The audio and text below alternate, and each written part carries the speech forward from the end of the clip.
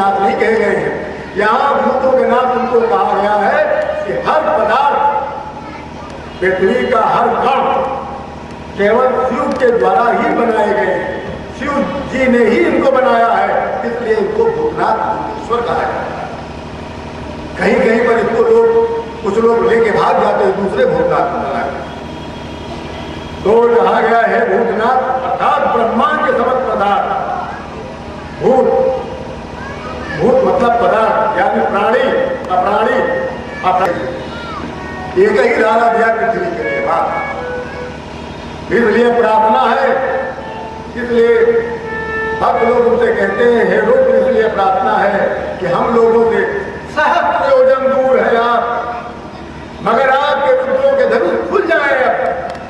अर्थात दुख देने वाले रुद्रांश दुख पदार्थ अब हम लोगों से दूर हो रहे हैं।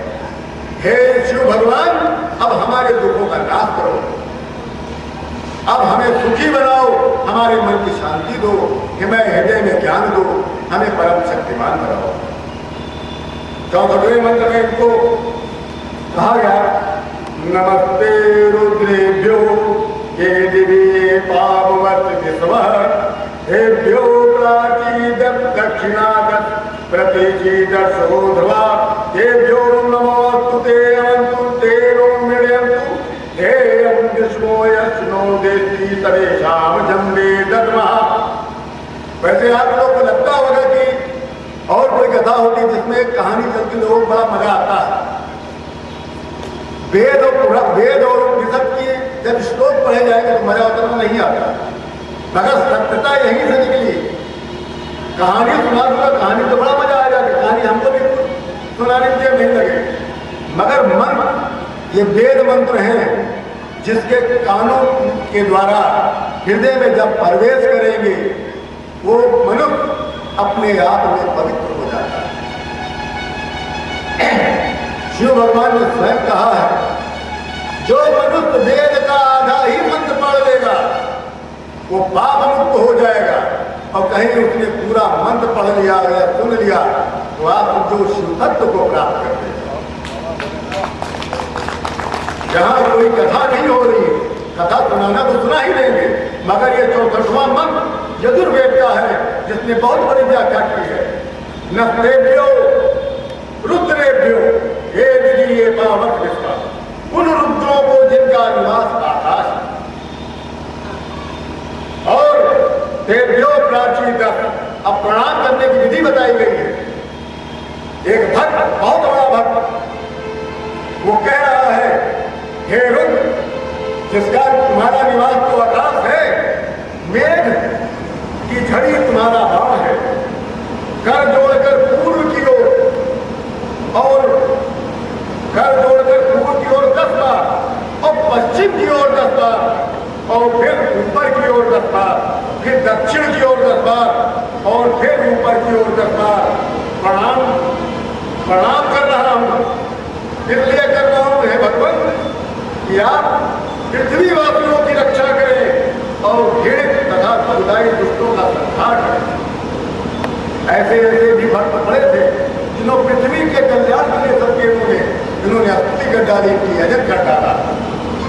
फिर कहते हैं 65वें श्लोक में नमोऽस्तु रुद्रेभ्यो हे अंतरिक्षे सापवाते स्वः हेभ्यो दत्ताची दस दक्षिणा दत्तीची दर्शो दीगीता दोषोर्धयो तेभ्यो नमोऽस्तु ते नोऽन्तु हे ते नो मृण्यन्तु तेयं दिशमो यश्चनो देति तमेषां दग्मे दग्मः। उन रुद्रों को प्रणाम जिनका निवास अंतरिक्ष है, वायुमंडल है और वायु का प्रवाह जो है उनकी बाण है। पूर्वोक्त रीति से जैसे प्रणाम उसने किया है वैसे ही प्रणाम फिर वो कर रहा है भक्त, और कहता है हे ईश्वर, अब मेरी रक्षा करें, हमारे पृथ्वीवासियों की रक्षा करें, सारे दुखों का नाश करें और दुष्टों का संहार करें। नमोऽस्तु रुद्रेभ्यो हे पृथिव्यामेषामन्य विश्वा हेभ्यो दश प्रचीति दश दक्षिणा दश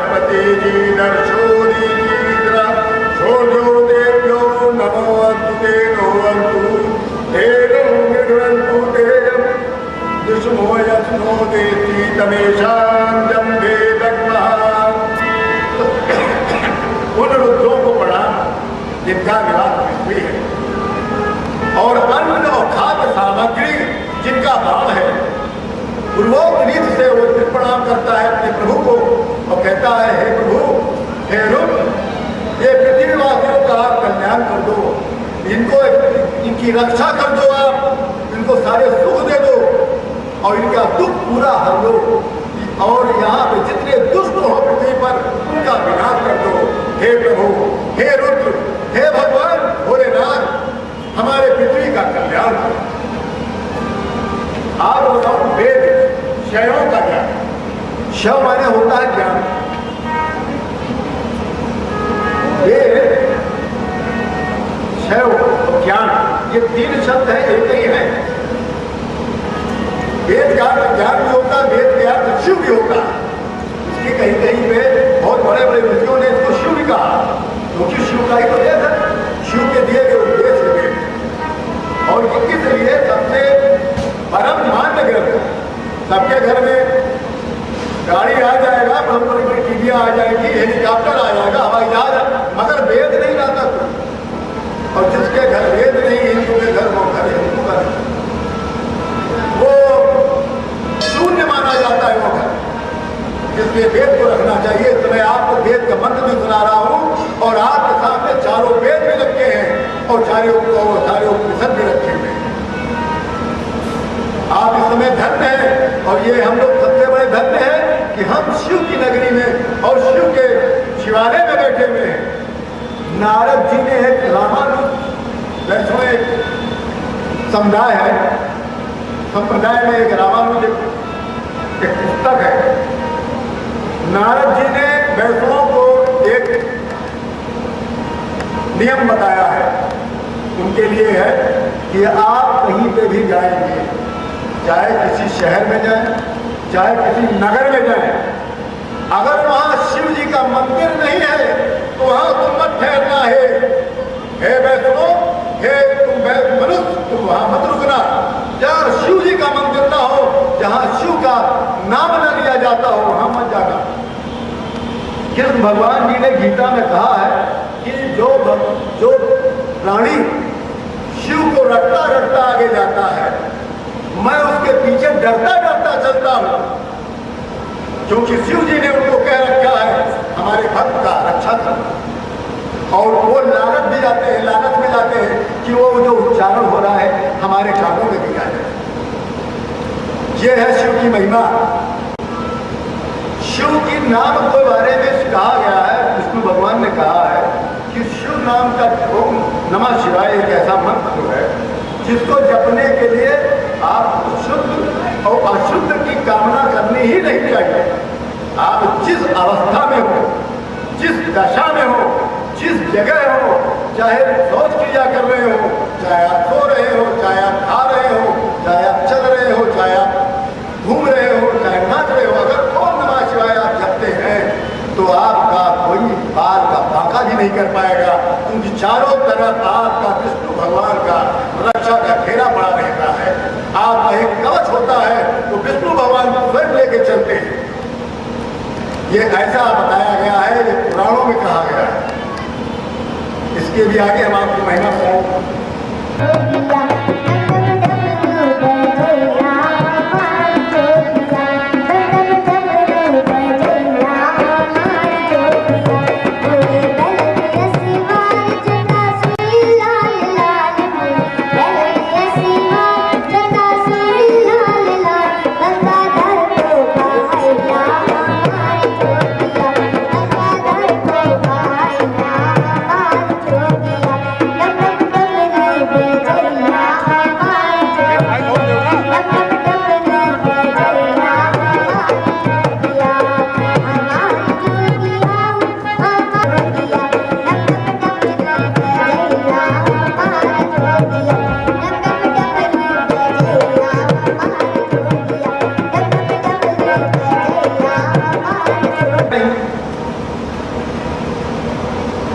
कुछ आस्तिक होंगे तो कुछ, अगर एक आस्तिक होगा तो 100 नास्तिक होंगे, एक धर्मी होगा तो हजारों अधर्मी होंगे। तो प्रभु इसीलिए ये सभा बुलाई गई है कि पृथ्वी पर धर्म अपनी प्रभुता बनाए रखे और पूर्ण रूप से छाए रखे। इसलिए ये सभा का आयोजन किया गया है और इसका दर्द का इलाज भगवान आप ही बताए। तब सूत जी बोले, सूत जी ने फिर अपने गुरु जी का ध्यान किया है, बताते 5-10 मिनट ध्यान किया है, उनके गुरु जी व्यास जी ने उनको पूरा उत्तर उनके मस्तिष्क में दे दिया।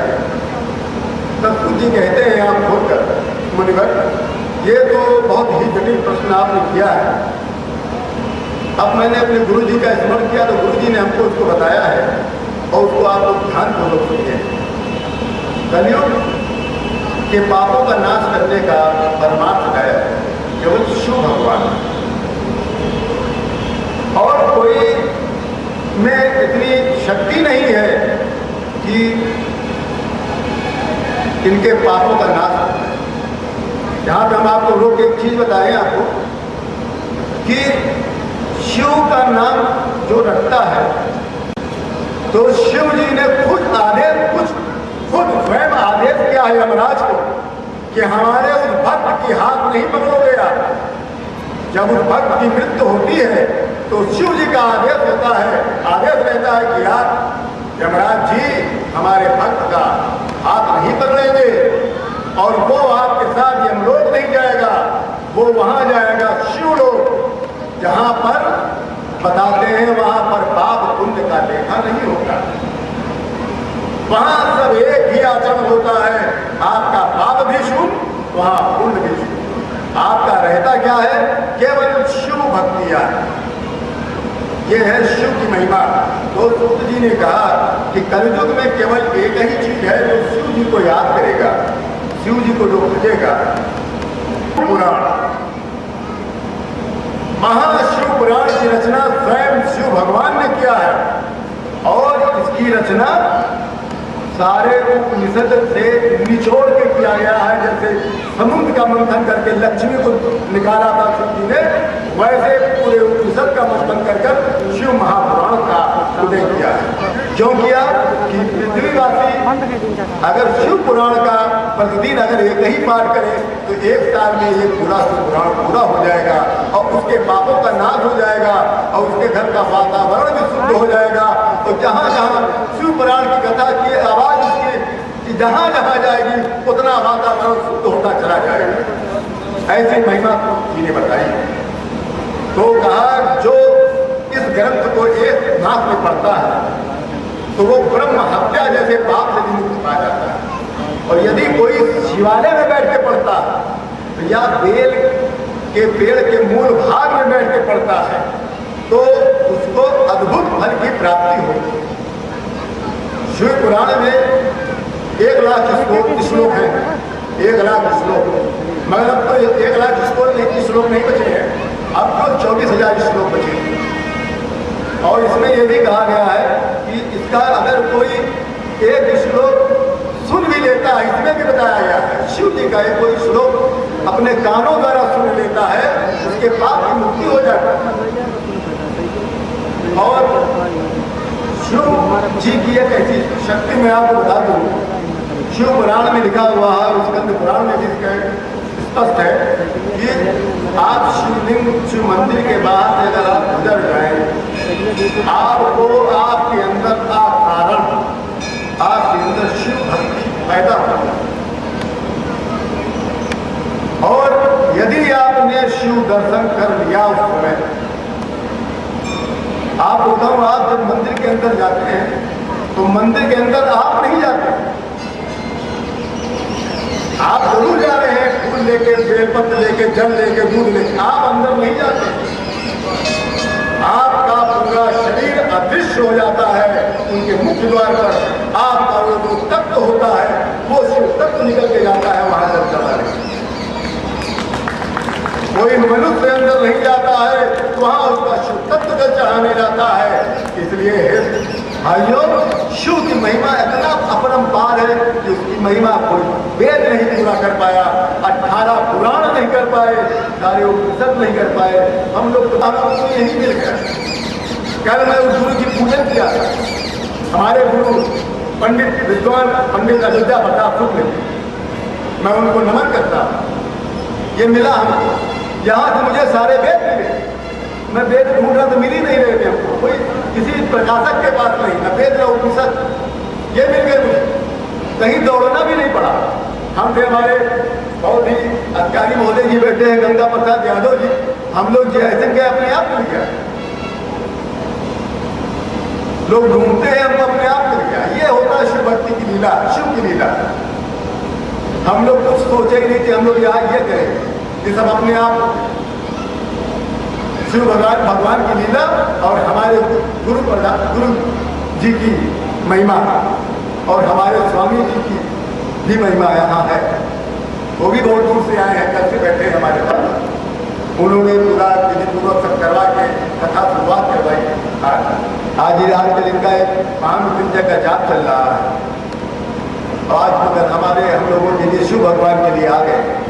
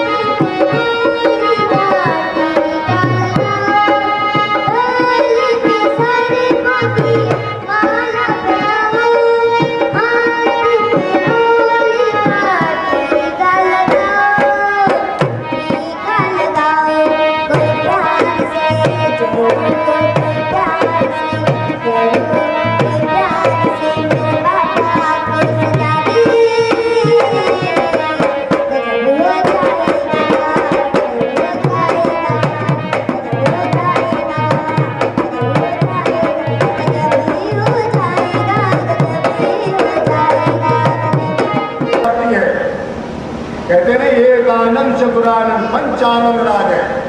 एकानंद मतलब विष्णु भगवान, चतुरानंद ब्रह्मा जी और पंचानंद शिव भगवान।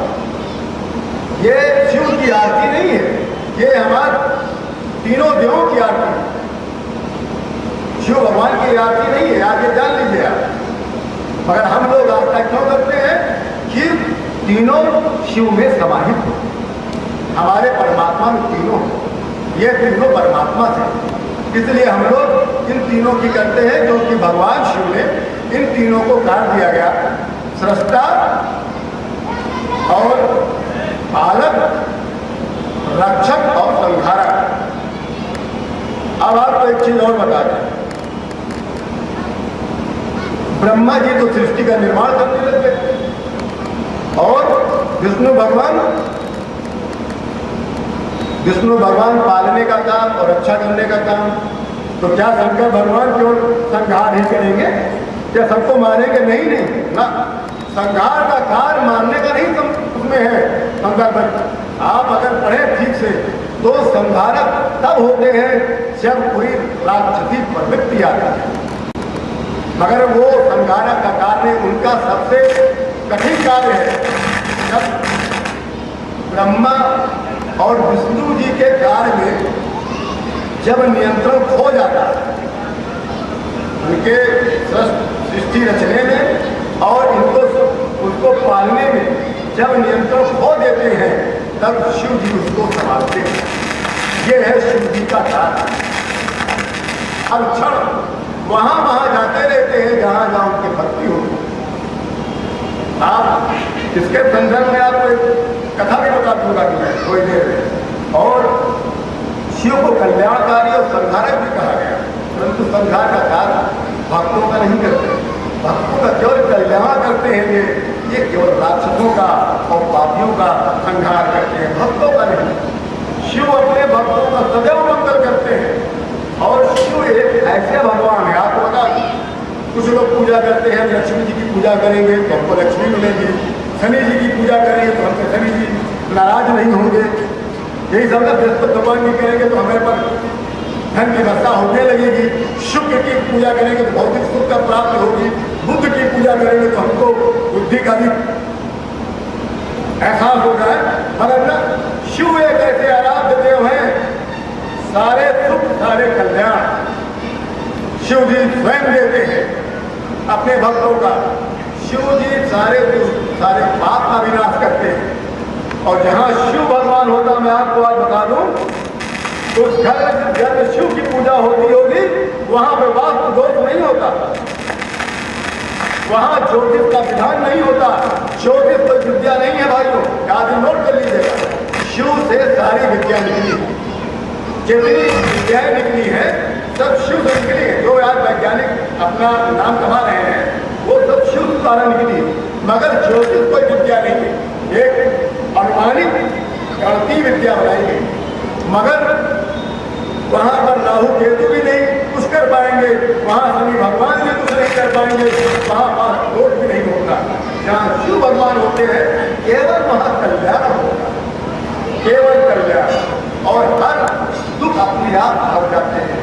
और मनुष्य के मन में जब मन में शंकर भगवान की आवृत्ति आ जाती है वो उसका हृदय उस मनुष्य का हृदय नहीं रहता, क्योंकि स्वयं शंकर भगवान ने कहा है कि उस हृदय को मैं वर्ण कर लेता हूँ, उस हृदय में मैं स्वयं रहता हूँ। जो मेरा भक्त अपने मन में मेरा नाम रखता होगा, मैं उस हृदय में उसके मैं खुद प्रवेश करके मैं निवास करता हूँ।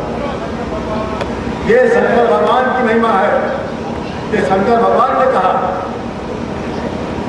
ब्रह्मा का पांचवा है, जब अनुचित बात बोल दिए थे ब्रह्मा जी ने, एक खतरनाक अच्छी घटना नहीं है। ब्रह्मा विष्णु एक अनुचित तर्क हो गया, उस तर्क में भगवान शिव को बहुत बुरा लगा था। उनके तेज से भैरवनाथ उत्पत्ति हुई महाकाल, और तब उन्होंने उनका पांचवा मुख काट लिया था, तब से वो कपाली फेंक रहे। और ये भगवान शिव आवाज वृद्ध को आरोग्यता देते, जो वृद्धावस्था में इनकी पूजा करता है, जो इनकी भक्ति करता है वृद्ध पुरुष, उसको रोग नहीं होता। ये आप नोट कर लीजिए, जो भी वृद्ध पुरुष चाहे 80 साल 90 साल 100 साल का क्यों ना हो जाए, जब तक उसके प्राण रहेंगे और शिव को भजता रहेगा उसको कोई रोग नहीं होगा, वो बिस्तर पर लेटेगा नहीं। शिव का ऐसा वरदान है। और पशु लोग जिसके पास जाएंगे ठीक होने के लिए, बीमार हो गए तो पशुओं का विशेष ध्यान रखते हैं हमारे शिव भगवान। पशुओं को स्वस्थ रखने का उनका अपने आप में है कि वो सब शिव के ही वंशज होते हैं, शिव के वरदान है सारे पशु। इसलिए शिव के हम लोग सारे पशुओं की हम लोग पूजा करते हैं। शिव जी हर पशु का स्वस्थ रखने का अपने को उनको वरदान है। और इस कारण हम लोग शिव जी को वैद्यनाथ